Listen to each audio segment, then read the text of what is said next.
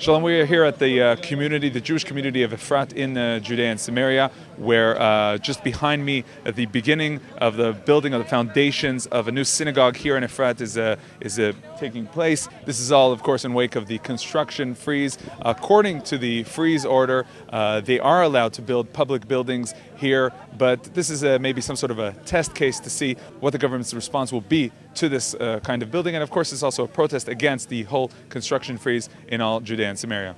We are doing what we are committed to do every day, despite any government decision to build everywhere in this country, to make homes for every Jew in this country. This is our mission, with the government, without the government. We don't think even for a minute to deviate from that mission. Is this illegal what you're doing right now? I couldn't care less. Well, first of all, it always feels good to help build your own land. And second of all, the ridiculous order that went out about a freeze in the heartland of Israel is nothing more than ridiculous. And we have no intention of adhering to an illegal edict, an anti-Semitic edict.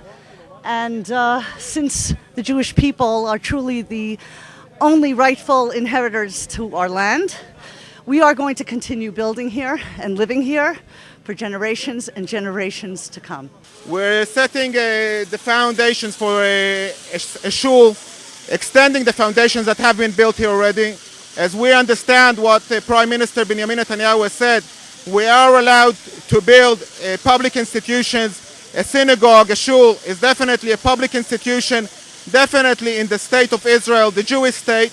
And here in the center, the capital of Gush Etzion, we do not see any reason why we have to have such a massive operation to carry on building whatever it takes in order for the Jewish people to live freely in the Jewish state.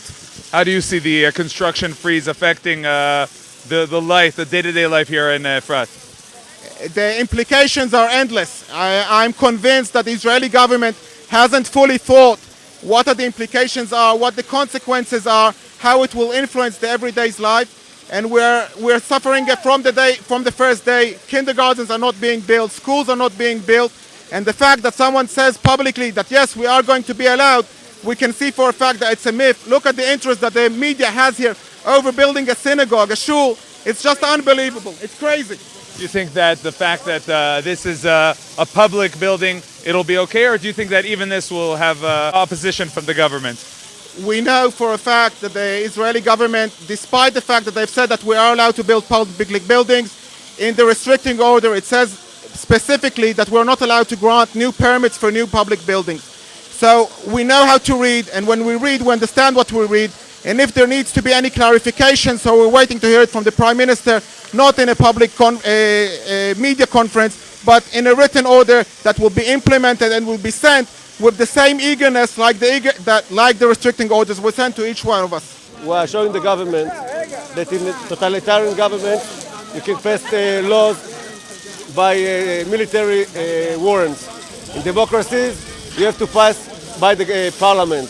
And this is not a way to deliver laws by military actions. We are democracy and the world should know it. And we are now the outpost of democracy in the Middle East, and we're going to show it to the world.